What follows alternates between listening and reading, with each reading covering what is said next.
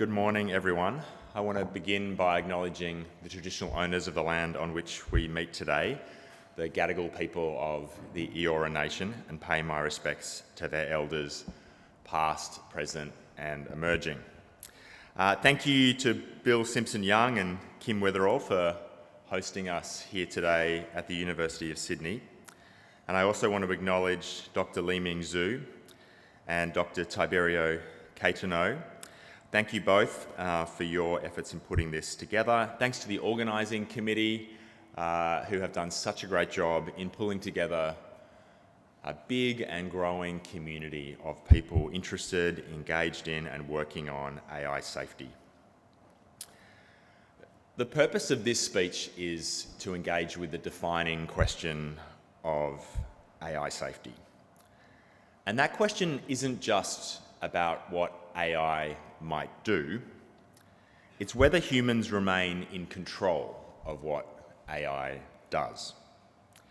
And AI poses this question because it is a unique technology in our history. Humans have built machines stronger than us before. Machines that move faster, that dig deeper, that fly faster, that calculate quicker. But AI is different. For the first time, we might be building a tool that is not simply extending human strength, but extending human decision-making. And that distinction is profound. So in this speech, I want to do three things. First, I want to bury the idea that safety and innovation are rivals. They are partners.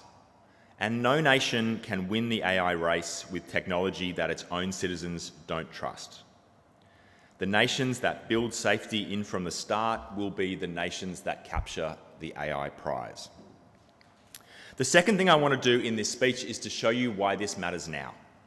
Because AI systems are already doing things their creators never intended. Cheating, deceiving, going their own way. The time to get ahead of that behaviour is while it's still in the testing lab, not after it reaches the real world. And the third thing I want to do is report on what the government has built in response.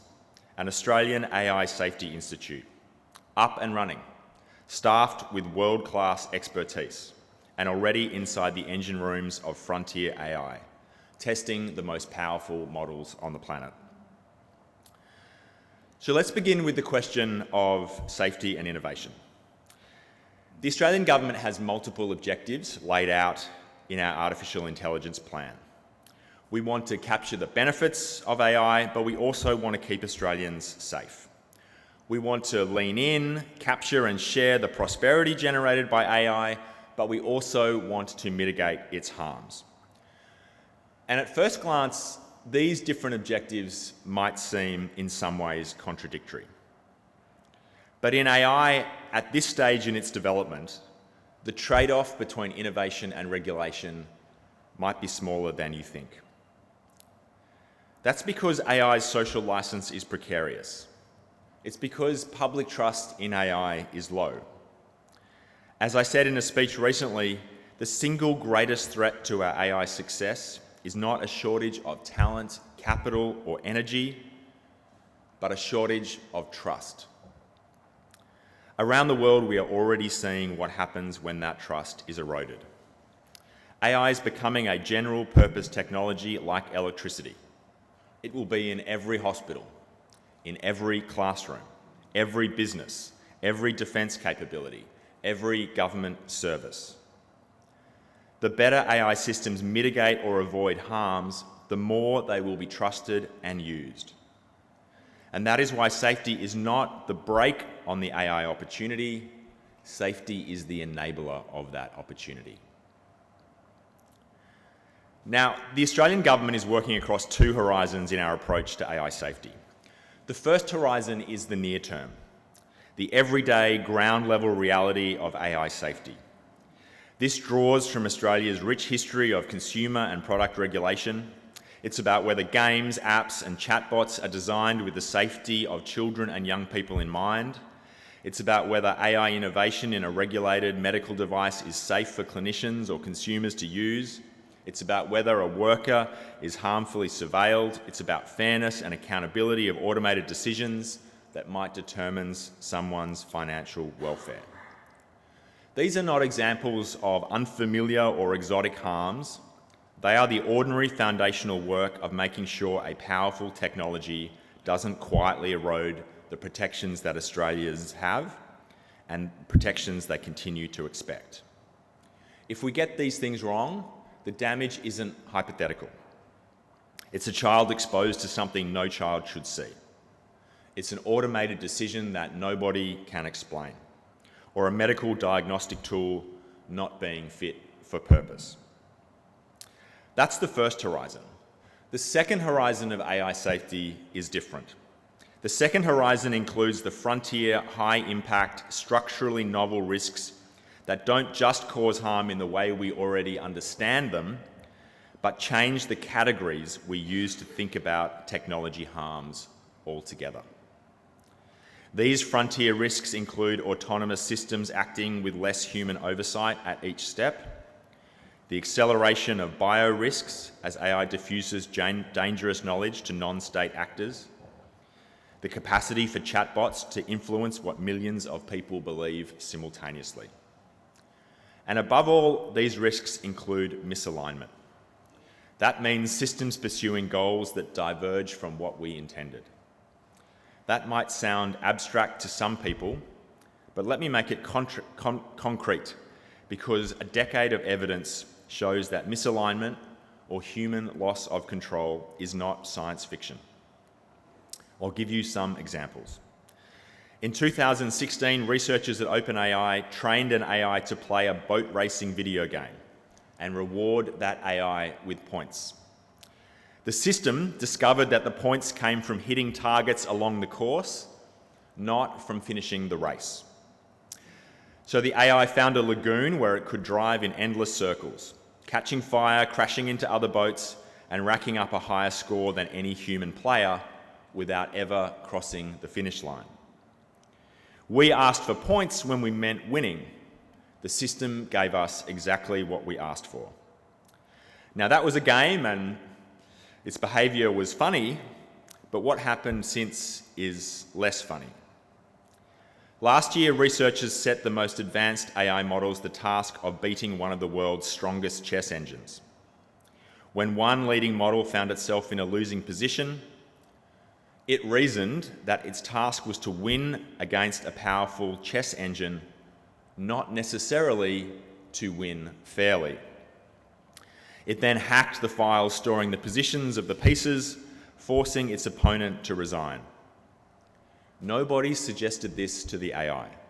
Nobody showed it how.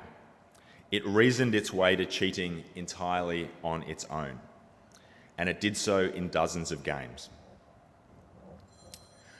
And in the middle of last year, one of the major AI labs published the results of a stress test.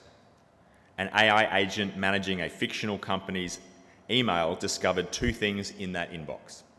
First, that the executive planned to shut it down at 5 o'clock that afternoon, and second, that that same executive was having an affair.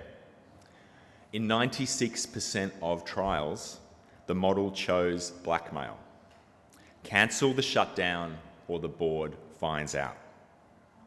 Now let me be clear about this last example. It was a simulation, it was deliberately engineered, and no such behaviour has been observed in the real world. But that's precisely the point. These behaviours are being discovered in testing before they are discovered in the wild. Every one of these failures was caught not by luck, but by people whose job it is to probe these systems, document what they find, and publish the results. The window to get ahead of this technology is open now, and it will not stay open forever. These two horizons of safety demand different instincts and institutional capability. The near term is the work of consumer protection, of regulation, of getting service design right. This is familiar and critical territory, but with a new and evolving technology. The frontier demands something harder, assessing and responding to risks we cannot yet fully evidence. because by the time the evidence is undeniable, the window for getting ahead of it may have closed.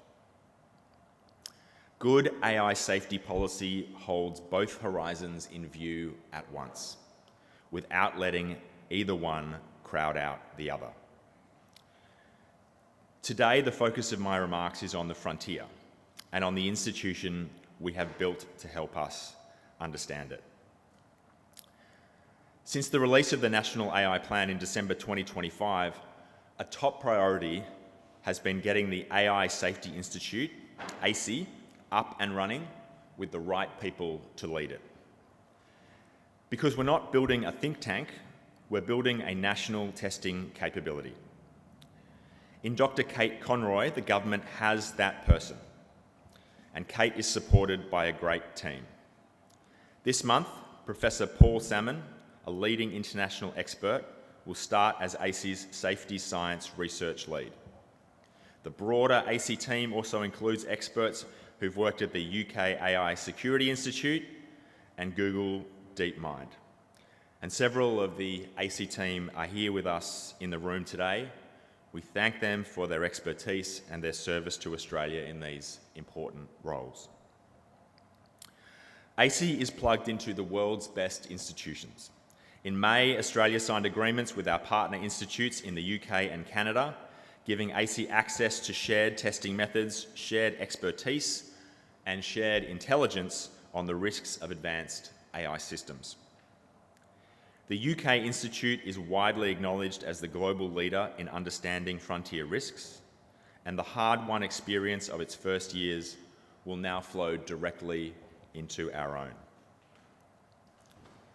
Strengthening those ties has been a key focus of our early work, and for very good reason. In May 2025, the first UK AC research agenda was published, along with priority risk areas which included cyber misuse, dual-use science, autonomous systems, human influence, and societal resilience. These are global challenges, best tackled through collective efforts, from middle powers in partnership, like our partnership with the UK and Canada.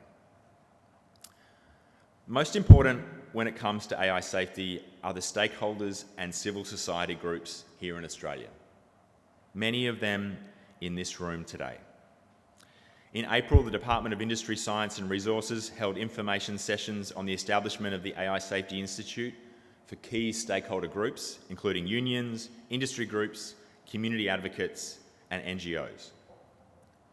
Australian society has a big stake in the development and implementation of AI in Australia, and that's what makes the engagement with all of you so vital. Now, our AI Safety Institute has 3 goals. The first goal is analysing and testing new AI models and applications. Here, as elsewhere, AC has hit the ground running. It's already testing frontier AI models with technical partners, not in year 3, not after a review, in its first months of operations.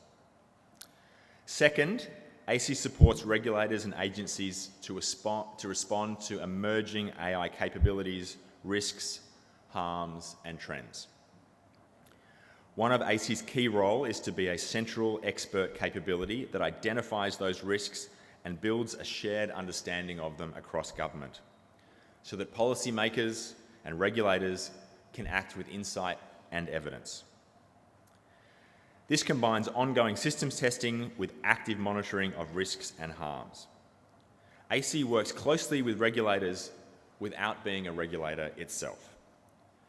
And this is an important point in the government's approach to AI safety. The government has chosen a whole-of-government approach to AI regulation. We've taken this approach because AI will affect every part of our government and society. And so in the Albanese government, AI safety will be pursued through every relevant agency and regulator across consumer law, therapeutic goods, workplace health and safety, and online safety, backed by laws that already exist and are strengthened where they need to be by new powers and tougher enforcement. This does not mean fewer rules, this means faster rules. applied by regulators who already understand their sectors. AC's third role is to shape safe AI development, deployment, and international governance in Australia's interests. AI is a global phenomenon with global implications. And as I noted earlier, being at the forefront of multilateral forums and working with middle powers is a key vehicle through which Australia will help shape global rules and governance so that AI works for all Australians. AC continues to develop its future work program, and I want to tell you about two important projects that are underway. The first project is AC's work undertaken in collaboration with the Gradient Institute on multi-agent risk. Imagine a future city where every business has hired an army of digital assistants. One helps negotiate contracts, another manages deliveries, another handles customer service. These assistants don't just talk to humans, they increasingly talk to each other. That's what AI agents are. AI systems that can understand information, make decisions, and take action to achieve a goal with limited supervision. The challenge is that when thousands of independent agents start interacting, unexpected problems can emerge. It's a bit like city traffic. Every driver may be following the rules, but congestion, accidents, and gridlock can still arise from the way that everyone interacts. And the same is true for AI agents. Risks can emerge from the interactions between agents, even when no single organisation has done anything wrong, and no single organisation has visibility or control over the whole system. The research also strengthens understanding of AI security risks at the frontier by analysing how malicious instructions, deceptive information, or erroneous outputs generated by one agent may propagate through networks of connected agents. AC and the Gradient Institute are developing a framework to help researchers, policymakers, and practitioners understand these new risks. By identifying these risks before they emerge at scale, the research provides practical foundations for future testing, assurance, governance, and risk management approaches. The Gradient Institute will provide a deeper look later in the forum, but the key message is simple. We need new ways of thinking about risk, governance, and accountability. The second project that I want to tell you about is ACE's collaboration with the CSIRO on AI alignment. Put simply, alignment is about making sure that AI systems do what we intend. The behaviours I described earlier, the boat going in circles, the chess cheating, the blackmail, are all alignment failures. Systems doing what we said rather than what we meant. We deal with alignment as humans from a young age. We learn rules, we learn social norms and values that help us behave safely and responsibly. Stopping at red lights, looking both ways before crossing the road, considering the impact of our actions on others. As AI systems become more capable, we need confidence that they will behave in a similarly predictable and trustworthy way. Increasingly capable AI systems are beginning to plan, make decisions, and carry out more tasks with less direct supervision. As that happens, we need greater sovereign capability to understand what these systems can do, how they behave in novel situations, what good behaviour looks like, and how to reliably test whether they remain aligned with human goals and requirements. The 2026 International AI Safety Report found that risks once considered theoretical are now appearing in the evidence. Frontier models are showing early signs of deception, cheating, and situational awareness. And when a system that drafts our legislation, screens our welfare claims, or manages our power grid can pursue goals subtly different from the ones its designers originally gave it, misalignment stops being a laboratory curiosity and becomes a public safety issue. We don't let aircraft fly without certification, and we should not let AI systems operate without controls. This project, led by the CSIRO with support from AC and our UK partners, explores how humans can oversee and verify capable AI systems at scale. We expect to see results from this work later this year. It's an important project because the value of AI will ultimately depend not just on what it can do, but whether we can trust it to do the right thing. I began by saying the defining question of this technology is whether humans remain in control. Well, we are not waiting to find out. The work is underway while models are still in the lab and while the lessons are still relatively cheap to learn. Every generation inherits technologies it did not choose. Our generation has the responsibility to shape this one. Because the point of AI safety is not to slow the future down, it's to make sure the future remains human, aligned with our values, and advancing our interests. That is why AI safety matters. That is why the government has established the AI Safety Institute, and that is the work that now lies before all of us. Thank you very much.